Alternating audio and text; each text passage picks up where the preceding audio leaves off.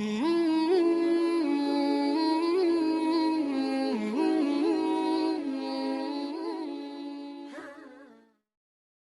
اللہ الرحمن الرحیم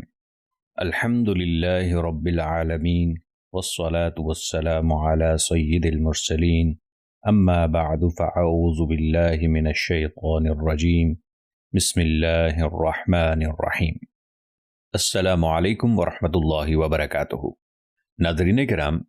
ہم آپ کی خدمت میں تفسیر القرآن صراط الجنان پیش کرنے جا رہے ہیں۔ آج کی قسط کو شروع کرنے سے پہلے آپ سے مؤدبانہ گزارش ہے کہ اپنے لیے مخصوص وقت پر ضرور اس کو سنیے اور دیکھیے، اپنے گھر والوں کو اور دوسروں کو ترغیب دیجیے اور اسے اپنے لیے اللہ تبارک و تعالی کا بہت بڑا احسان تصور کریں کہ اس نے ہمیں اور آپ کو اپنی باقی زندگی میں ایک مرتبہ پورے قرآن کو اچھے انداز سے سمجھنے کی توفیق عطا فرمائی۔ ہمارے چینل کو سبسکرائب کر لیں، لائک اور شیئر کریں۔ شکریہ۔ جزاکم اللہ خیرن و احسن الجزاء۔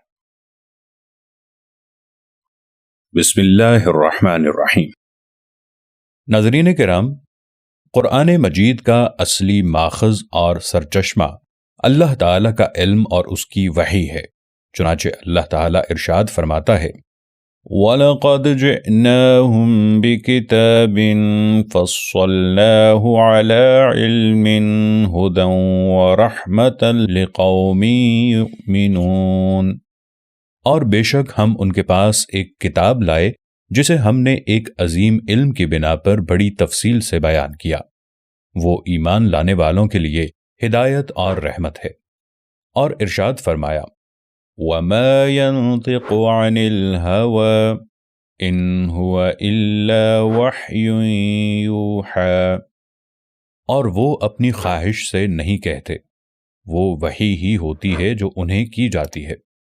اس لیے قرآن مجید کی وہ اصطلاحات جن کے معنی و مفہوم کو قرآن اور صاحب قرآن کی وضاحت کے بغیر سمجھنا ناممکن ہے،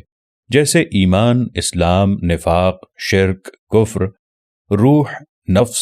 بعث، صلاۃ، زکوٰۃ، حج، صوم، ربا، صدقہ اور انفاق وغیرہ، ان سب کا معنی نہ تو عربی لغت سے متعین کیا جا سکتا ہے اور نہ ہی سمجھا جا سکتا ہے، بلکہ ان کے معنی و مفہوم کے تعین کے لیے حضور پرنور صلی اللہ تعالی علیہ وآلہ وسلم کی طرف رجوع کرنا بہر صورت لازمی ہے،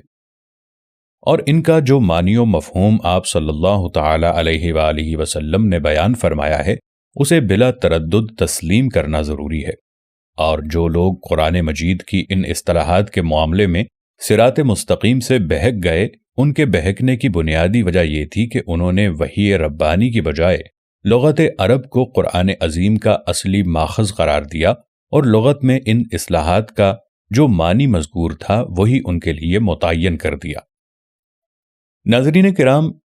بات کریں گے تفسیر کی ضرورت اور اہمیت پہ۔ امام جلال الدین سیوطی شافعی رضی اللہ تعالی عنہ فرماتے ہیں جس زمانے میں قرآن مجید عربی زبان میں نازل ہوا اس وقت عربی کی فصاحت و بلاغت کے ماہرین موجود تھے، وہ اس کے ظاہر اور اس کے احکام کو تو جانتے تھے، لیکن اس کی باطنی باریکیاں ان پر بھی غور و فکر کرنے اور نبی کریم صلی اللہ تعالی علیہ وآلہ وسلم سے سوالات کرنے کے بعد ہی ظاہر ہوتی تھیں۔ جیسے جب یہ آیت مبارکہ نازل ہوئی الذین آمنوا ولم يلبسوا ایمانہم بظلم، تو صحابہ کرام رضی اللہ تعالی عنہم نے رسول اللہ صلی اللہ تعالی علیہ وآلہ وسلم کی خدمت میں عرض کی ہم میں سے ایسا کون ہے جو اپنی جان پر ظلم نہیں کرتا؟ نبی کریم صلی اللہ تعالی علیہ وآلہ وسلم نے اس کی تفسیر بیان کی کہ یہاں ظلم سے مراد شرک ہے، اور اس پر اس آیت ان الشرک لظلم عظیم اس سے استدلال فرمایا۔ اسی طرح جب حضور اقدس صلی اللہ تعالی علیہ وآلہ وسلم نے یہ ارشاد فرمایا من نوقش الحساب عذب،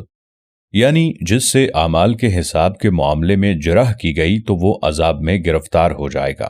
تو حضرت عائشہ صدیقہ رضی اللہ تعالی عنہا نے ان آیات فَسَوْفَ يُحَاسَبُ حِسَابًا يَسِيرًا وَيَنْقَلِبُ إِلَىٰ أَهْلِهِ مَسْرُورًا۔ ان کے بارے میں حضور پرنور صلی اللہ تعالی علیہ وآلہ وسلم سے دریافت کیا۔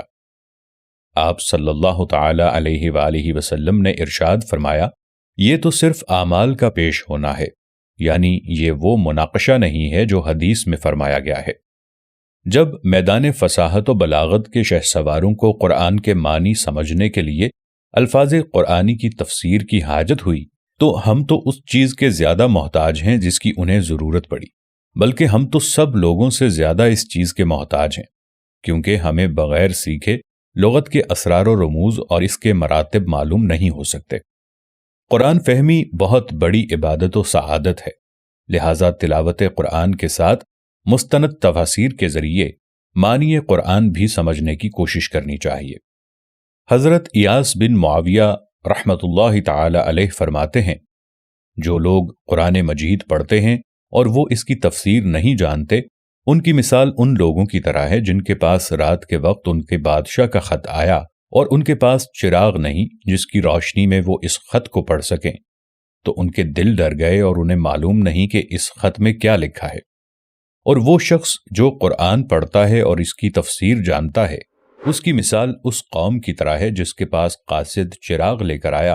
تو انہوں نے چراغ کی روشنی میں خط میں لکھا ہوا پڑھ لیا اور انہیں معلوم ہو گیا کہ خط میں کیا لکھا ہے۔ اللہ رب العالمین تمام مسلمانوں کو قرآن مجید سمجھ کر پڑھنے کی توفیق عطا فرمائے، آمین۔ والصلاة والسلام علی رسولہ الکریم، والسلام علیکم ورحمۃ اللہ وبرکاتہ۔